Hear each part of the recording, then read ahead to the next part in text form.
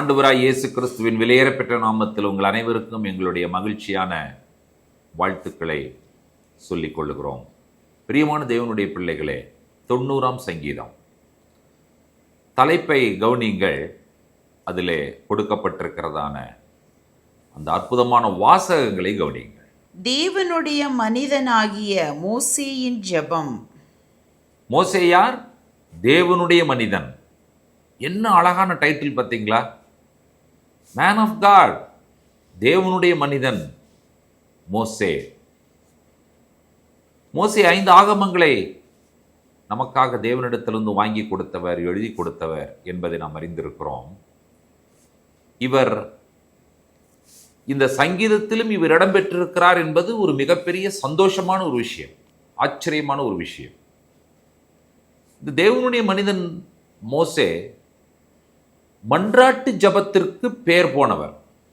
அவருடைய மன்றாட்டு, intercessory prayer என்று சொல்லுவார்கள். மலையின் மேலே மோசே இருக்கிறார். கீழே ஜனங்கள் பொற்கன்று குட்டியை வணங்கி கொண்டிருக்கிறார்கள். கர்த்தர் சொல்லுகிறார், மோசே சீக்கிரமாய் கீழே இறங்கிப்போ, உன்னை நான் பெரிய ஜாதி ஆக்குறேன், அந்த ஜனங்களை அழிக்கிறேன். கீழே என்ன நடக்கிறது என்றே தெரியாமல், ஆண்டவரே நீர் செய்ய நினைக்கிற காரியத்தை செய்யாமல் இரும் ஆண்டவரே, ஜனங்களை அழிக்காதிருங்க என்று சொல்லி மன்றாடினாரே. கர்த்தர் மோசேயினுடைய மன்றாட்டுதலை கேட்டு மனம் திரும்பினார். அவர் ஜனங்களை அழிக்கவில்லை என்று நாம் வாசிக்கிறோம். மோசே கீழே இறங்கி வருகிறார். பொற்கன்று குட்டி கற்பலைகளை போட்டு உடைக்கிறார். திரும்பவுமாக ஆண்டவரிடத்திலே மன்றாடுகிறார், எங்களை மன்னியும் ஆண்டவரே என்று சொல்லி. கர்த்தர் மோசேயினுடைய விண்ணப்பத்திற்கு செவி கொடுத்தார். மலையின் மேல் ஒரு விண்ணப்பம், மலையின் அடிவாரத்திலே இன்னொரு விண்ணப்பம், தொடர்ந்து ஆசரிப்பு கூடாரம் என்று சொல்லி தன்னுடைய கூடாரத்தை பெயர்த்து போட்டு பேர் எழுதி, கூடாரத்திற்குள் உம்முடைய வழி எனக்கு காண்பியும் என்று ஒரு விண்ணப்பம், அதற்கு என் சமூகம் உனக்கு முன்பாக செல்லும் என்று சொல்லி ஆண்டவருடைய பதில், உமது மகிமை எனக்கு காண்பியும் என்று ஒரு விண்ணப்பம், அதற்கு கண்மலையின் உச்சியிலே வந்து நில், அந்த பிளவுண்ட கண்மலையிலே நீ நின்றுகொள், என் கைகளினால் உன்னை மூடுகிறேன், அப்பொழுது நான் கடந்து போவேன் என்று சொன்னாரே. அவருடைய மகிமையை மோசே பார்த்தார். இப்படி தேவ மனிதனாகிய மோசே ஜனங்களுக்காக ஏறெடுக்கிற மன்றாட்டும் விண்ணப்பமும் ஏராளமாய் இருக்கிறது என்பதை நாம் அறிந்திருக்கிறோம். இந்த சங்கீதத்திற்கு, அதாவது இந்த மோசேயினுடைய ஜபத்திற்கு, எல்லா வேத அறிஞர்களும் இறையியலாளர்களும் பொதுவாக சொல்லுகிற ஒரு பின்னணியம் என்னவென்று சொன்னால், எண்ணாகமத்தின் புஸ்தகத்தினுடைய 20ஆம் அதிகாரம். அதாவது கன்மலையை பார்த்து மோசே அடித்தது, ஆரோன் மரித்தது, இவைகளை எல்லாம் பின்னணியாக இந்த மோசேயினுடைய 90ஆம் சங்கீதத்தினுடைய ஜபத்திற்கு எல்லா இறையியலாளர்களும் பின்னணியமாக சொல்லுகிறார்கள் என்பதை நாம் புரிந்து கொள்ளுகிறோம். ஆகையினாலே இந்த மோசே இந்த சங்கீதத்தை எழுதினார் என்பதற்கு பல ஆதாரங்கள் இருக்கிறது. இந்த சங்கீதம் முழுவதிலுமே அவருடைய வார்த்தைகளும் வாசகங்களும் இதை மோசேதான் எழுதினார் என்பதற்கு நமக்கு உறுதிப்பாடை கொடுக்கிறதா இருக்கிறது. சங்கீதத்தை இந்த ஜெபத்தை அவர் தொடங்கும் பொழுது, எல்லா தலைமுறைகளுக்கும் நீர் எங்களுக்கு அடைக்கலமானவர். மோசே இதை சொல்லுவார் என்று சொன்னால் அது சரியான ஒரு வார்த்தை, அது நாம் புரிந்து கொள்ளக்கூடிய ஒரு வார்த்தை. அடுத்தது சொல்லுகிறார்,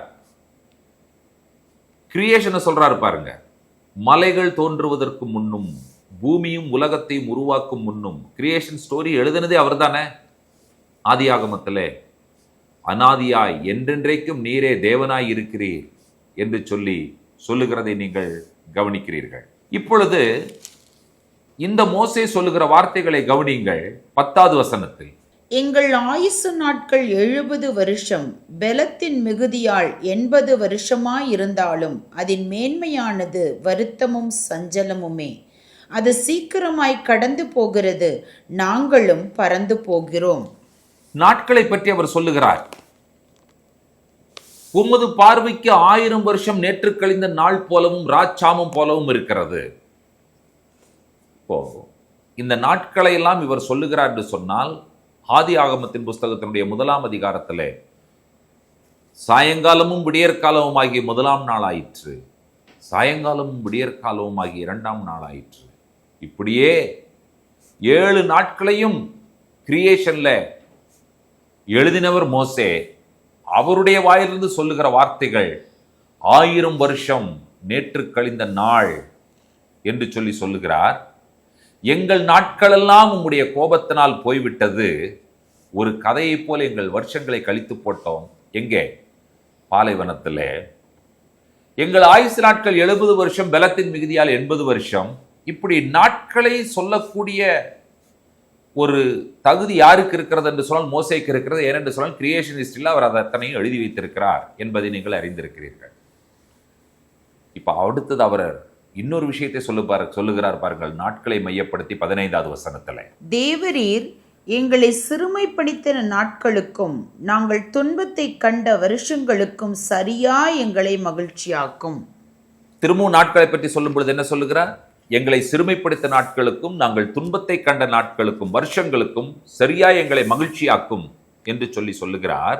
இதற்கு முன்பு 14வது வசனத்தில் அவர் சொல்லுகிற வார்த்தைகள் வாழ்நாளெல்லாம் கலிகூர்ந்து மகிழும்படி என்று சொல்லுகிறார். அதற்கு என்ன செய்ய வேண்டுமாம்? காலையிலே எங்களை உமது கிருபையால் திருப்தியாக்கும் என்று சொல்லி இவர் மன்றாடுகிறதை நீங்கள் கவனிக்கிறீர்கள். ஆம், இன்றைக்கு மோசேயின் மூலமாக நாம் புரிந்து கொள்ளக்கூடிய அற்புதமான விஷயம் என்னவென்று சொன்னால், ஆண்டவரே, எங்களுடைய காலங்கள் உம்முடைய கரத்தில் இருக்கிறது. மோசே ஒரு விண்ணப்பத்தை, ஜெபத்தை இந்த இடத்துல வைக்கும் பொழுது இன்னும் ஒரு படி மேலே போய், நாங்கள் ஞான இருதயம் உள்ளவர்களாகும்படி எங்கள் நாட்களை என்னும் அறிவை எங்களுக்கு போதித்தருளும் என்று கூட அவர் வேண்டுகிறார். இப்போ உங்களுக்கு புரியும், இது கண்டிப்பாய் மோசே எழுதினது தான்.